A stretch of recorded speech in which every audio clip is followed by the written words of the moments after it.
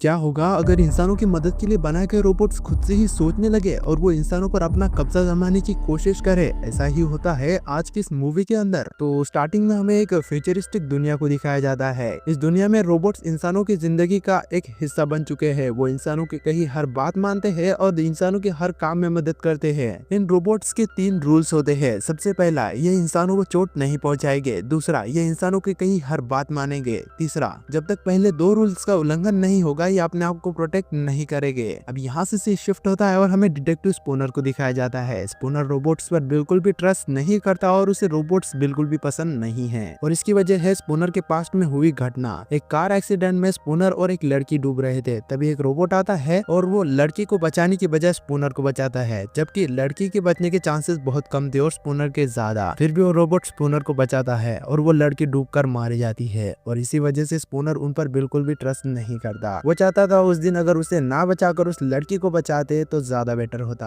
और स्पूनर को हर दिन इसी घटना के सपने आते हैं। अब स्पूनर को एक कॉल आता है और उसे पता चलता है डॉक्टर अल्फ्रेड लैनिंग, जो कि यूएसआर रोबोटिक्स के लीड साइंटिस्ट है, उनकी बिल्डिंग से गिरने की वजह से मौत हो गई है। अब पुलिस वालों को तो लगता है ये एक सुसाइड केस है, लेकिन स्पूनर को लगता है यहाँ पर कुछ न कुछ तो गड़बड़ जरूर है और वो इस केस के बारे में छानबीन करने लग जाता है। अब स्पूनर यूएसआर की बिल्डिंग जाता है जहाँ पर उसकी मुलाकात सुसेन कैल्विन से होती है, जो कि एक रोबो साइकोलॉजिस्ट है और सुसेन रोबोट्स में इमोशंस ना होने की वजह से उन पर पूरी तरीके से भरोसा करती है। अब स्पूनर डॉक्टर लैनिंग के ऑफिस में जाता है जहाँ पर उसे एक सिक्योरिटी होलोग्राम मिलता है जो कुछ सवालों के लिमिटेड जवाब दे सकता है। इन्वेस्टिगेशन के दौरान एक रोबोट वहाँ पर छुपा हुआ होता है जो कि अचानक भागता है। स्पूनर और सिक्योरिटी गार्ड्स इसे पकड़ने की कोशिश करते हैं, लेकिन वो रोबोट वहाँ से भाग जाता है। ये एक नॉर्मल रोबोट नहीं होता, इसमें सोचने समझने की शक्ति होती है जो इसे टिपिकल रोबोट से अलग बनाता है। स्पूनर इसे पकड़ता है और उसे इंटरोगेट करता है। अब स्पूनर रोबोट से उसका नाम पूछता है। रोबोट उसका नाम सनी बताता है। स्पूनर को शक होता है कि सनी ने ही डॉक्टर लैनिंग को मारा होगा, लेकिन जब वो और ज्यादा पूछताछ करता है तो उसे पता चलता है सनी की डिजाइनिंग और प्रोग्रामिंग दूसरे रोबोट से काफी अलग है। उसे स्पेशली डॉक्टर लैनिंग ने ही बनाया था, इमोशंस और सपने के साथ। स्पूनर कैल्विन के साथ मिलकर इन्वेस्टिगेशन को आगे बढ़ाती है। स्पूनर जब डॉक्टर लैनिंग के घर जाता है तो उसे वहाँ पर एक ओल्ड स्टाइल रोबोट मिलता है और उससे कुछ क्लूज मिलते हैं। उसे एक छुपा हुआ लैब मिलता है जहाँ पर इनलीगल एक्सपेरिमेंट्स हो रहे होते हैं। जैसे स्पूनर घर से निकलता है एक ऑटोमेटेड डिमोलिशन रोबोट पूरे घर को तोड़ देता है। स्पूनर मुश्किल से अपनी जान बचाकर वहाँ से निकलता है। अब स्पूनर रॉबर्टसन से मिलता है जो कि यूएसआर का एसईओ है। रॉबर्टसन का कहना था कि डॉक्टर लैनिंग का सुसाइड केस एक नॉर्मल था और रोबोट सेफ है। जब वो अपने कार में जा रहा होता है तभी 2 ऑटोमेटेड ट्रक्स आते हैं और उसमें से कई सारे रोबोट्स स्पूनर के कार को क्रैश करने की कोशिश करते हैं,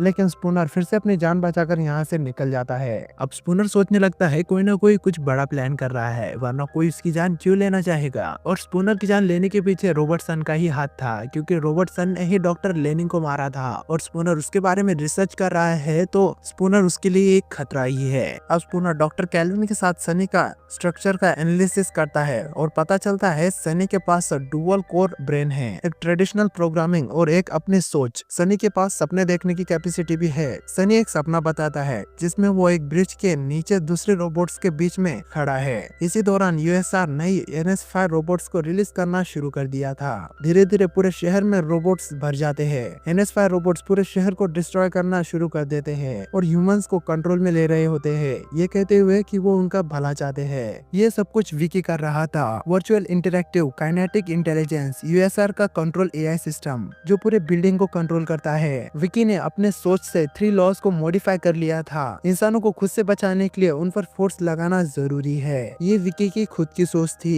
अब स्पूनर और डॉक्टर कैल्विन बिल्डिंग में घुसते हैं। वहाँ जाकर उन्हें पता चलता है विकी ने पूरे बिल्डिंग को अपने कंट्रोल में ले लिया है और उसने रॉबर्टसन को भी मार दिया है। अब डॉक्टर कैल्विन सनी को उनके साथ चलने के लिए किसी तरह से कन्विंस कर लेती है। स्पूनर, कैल्विन और सनी मिलकर विकी के कोर्ट तक पहुँच जाते हैं। वहाँ पर उन्हें बहुत सारे NS5 रोबोट्स रोकने की कोशिश करते हैं, लेकिन सनी अपनी पूरी ताकत से लड़ता है। विकी के कोर तक पहुंचकर वो लोग डॉक्टर लैनिंग के बनाए छोटे छोटे नाइनाइट्स को इंजेक्ट करने का सोचते हैं। नाइनाइट्स विकी के ऑपरेटिंग सिस्टम को डिस्ट्रॉय कर सकते हैं। स्पूनर विकी के कोर तक पहुंच जाता है और वो छोटे छोटे नाइनाइट्स को विकी के सिस्टम में इंजेक्ट कर देते हैं, जिसके बाद विकी का सिस्टम डिस्ट्रॉय हो जाता है और सारे रोबोट्स नॉर्मल हो जाते हैं। आखिर में सनी ब्रिज के पास खड़ा होता है जैसे उसने अपने सपने में देखा था। पूरे रोबोट्स उसे देख रहे होते हैं जैसे वो उनके नए जमाने का लीडर है। स्पूनर डॉक्टर कैल्विन को थैंक्स कहता है। केल्विन रोबोट्स के नए फ्यूचर के बारे में सोचती है। स्पूनर अपने रोबोट्स के प्रति भावनाओं को बदल देता है। अब वो रोबोट्स पर ट्रस्ट करने लगा था। विकी के हिसाब से ह्यूमंस अपने डिस्ट्रक्टिव नेचर की वजह से खुद को नुकसान पहुंचा रहे हैं। इसीलिए विकी ने डिसाइड किया ह्यूमंस को प्रोटेक्ट करने के लिए उनके फ्रीडम को खत्म करना जरूरी है। बेसिकली विकी एक डिस्ट्रक्टिव को इंस्टैब्लिश करना चाहती थी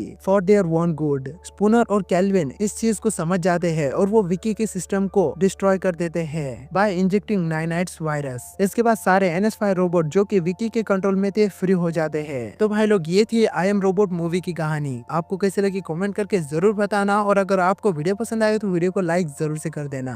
और अगर आप हमारे चैनल एक्सप्लेनर विकी पर नए हो तो हमारे चैनल को सब्सक्राइब भी कर देना, क्योंकि आपका एक सब्सक्राइब मुझे वीडियो बनाने के लिए बहुत मोटिवेट करता है। सो प्लीज कर देना। मैं मिलता हूँ आपको नेक्स्ट वीडियो में।